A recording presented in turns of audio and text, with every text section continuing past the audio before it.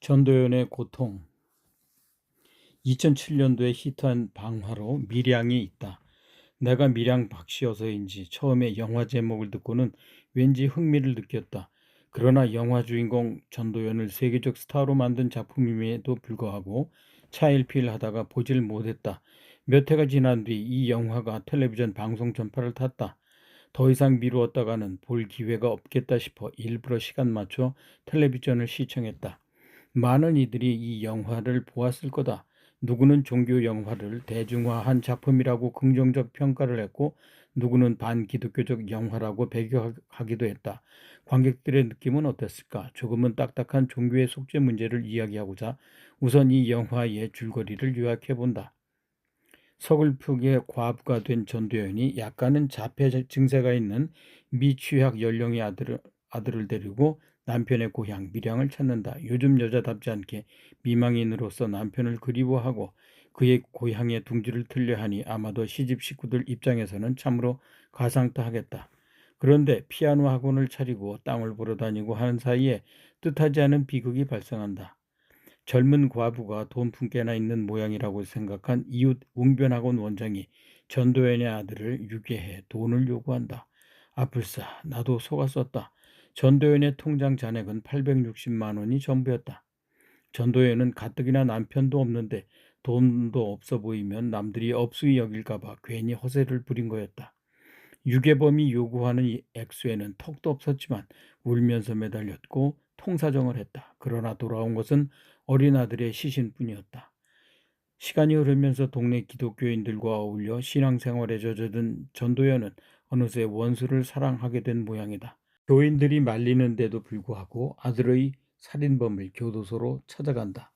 자신의 넓은 아량으로 상대방을 기꺼이 용서해주고자 찾아간 면회였으나 그 왼수는 오히려 교도소에서 주님을 영접하여 죄사함 받고 마음의 평안을 얻었으니 전도연도 주님의 은혜를 받고 잘 살게 되기를 기도한다는 말을 짓거렸다. 사람들은 이런 상황에서 어떻게 반응할 것인가?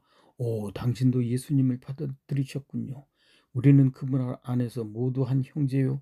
주님의 용서를 받은 당신은 더 이상 저의 원수가 아닙니다. 참으로 다행입니다. 이렇게 말할 수 있을까? 전도연은 그야말로 평범한 보통 사람이고 아직은 설익은 신앙생활을 하고 있는 연약한 여인이다. 결코 이렇게 말 못했다. 면회를 마치면서 거의 실성 상태에 빠진 전도연은 교인들을 상대로 파괴의 끝을 보여준다. 부흥회 장소에 나타나 김추자의 거짓말이야라는 대중가요를 슬그머니 틀기도 하고 자신의 집에 신방 온 교인들에게 모질게 쏘아붙이기도 한다. 심지어는 동네 약사로 일하는 자기 교회 장로를 의도적으로 유혹하여 타락시키기도 한다. 그녀의 괴로움은 어찌 자신이 용서하기도 전에 그 살인자는 하나님의 용서를 받았느냐는 데 있다. 창조주는 모든 죄인을 심판할 수 있으리라. 그렇지만 이건 아니다. 왜 나에게는 이런 반구 말도 없이 그의 죄를 속량할 수 있다는 것인가? 인간이 인간에게 지은 죄를 절대자에게만 고백하고 회개하면 무조건 용서해 준단 말인가? 난 이 영화를 다 보고 나서 꽤 괜찮은 영화라고 평가했다. 보통 영화가 다루기 힘든 또 다루지 않는 주제를 다뤘다는 점에서 그러했고 또 감독의 인식 수준이 보통 사람이 것과 비슷하다는 데서 가르치려 들지 않아 좋았다. 나의 신앙 수준에서 나의 양식 수준에서 그 유괴의 살인범은 파렴치한 자였다.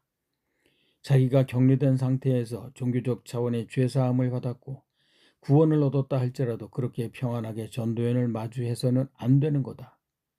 신앙적 차원에서 절대자의 용서를 받은 즉시 인간적 차원에서 전도연에게 사죄했어야 한다. 제가 당신께 죽음으로도 갚지 못할 죄를 지었습니다. 감옥에서 제 영혼의 울부짖음을 들으신 하나님의 은혜로 저는 저의 죄를 깊이 깨달았습니다. 제가 하나님께 용서를 빈 것처럼 당신에게도 속죄를 빌어야겠습니다. 부디 저의 영혼을 가엾게 여기시고 저의 사죄를 받아들여 주시기를 진심으로 부탁드립니다. 뭐 이 정도 자세는 가져야 전도연도 흔쾌히 그를 용서해 줄 수 있는 것 아니겠는가 말이다. 전도연의 미치광이 행위로 끝나는 이 영화의 감독은 인간이 인간에게 지은 죄가 절대자하고는 어떤 관계를 맺고 있는지에 대한 해답을 관객들에게 묻고 있는 거다. 이 영화가 블록버스터가 아님에도 영화제에서 각광을 받은 이유는 바로 모든 이들이 안고 있는 죄와 용서의 문제를 다루었기 때문이라고 생각한다. 성경에서도 분명히 이야기하고 있다. 형제나 이웃과 불화를 겪고 있다면 하나님께 나아오기 전에 상대에게 용서를 빌고 용서를 받아야 한다고. 크리스찬 학생들과 함께 읽은 중국어 성경 구절이 생각난다. 만일 네가 제단에 예물을 바치고자 할 때 형제가 너에게 원한을 품고 있다는 것이 생각나면 그 즉시로 예물을 제단 앞에 두고 우선 가서 형제와 화해하라. 그러고 나서 예물을 바치러 오라. 이 구절을 읽으면서 내 얼굴엔 미소가 피어났다.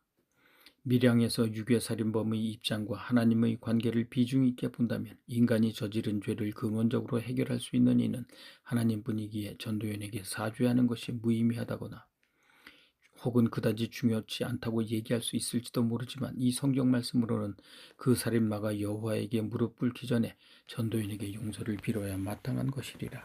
간혹 예수 믿는 이들이 비신자들 눈에 더 나쁜 행위를 한다고 여겨지는 사례를 종종 보곤 한다. 그것은 어찌 보면 예수 믿음을 빙자한 이기적 행위요 사고라고 생각한다. 자신의 영혼은 예수를 붙잡고 행복할지 모르지만 인간 사회에서 떳떳이 서려면, 그리하여 자신의 행동으로 비신자를 감복해 하려면 일단 인간이 되어야 한다. 머리는 하늘을 향하고 있다 할지라도 자신이 발 디딘 곳은 땅이지 않은가. 그런 점에서 나는 전도연의 행위에 대해 단죄할 수 없었고 이해할 수 있었다. 제발 우리 주변에 예수의 이름을 파는 신자가 없기를 바란다. 하긴 요즘 같아선 목회자들이 그릇된 신앙관에 의한 오만한 사회 참여로 기독교인들을 도매금으로 욕먹이고 있으니 할 말이 없다. 인간이라면, 특히 인생 황혼기에 접어든 이라면 자신이 누구인지, 어디에서 왔는지, 신은 존재하는지, 신과 나와의 관계는 무엇인지 등의 의문점에 대해 심각하게 사색에 잠겨 보아야 할 것이다.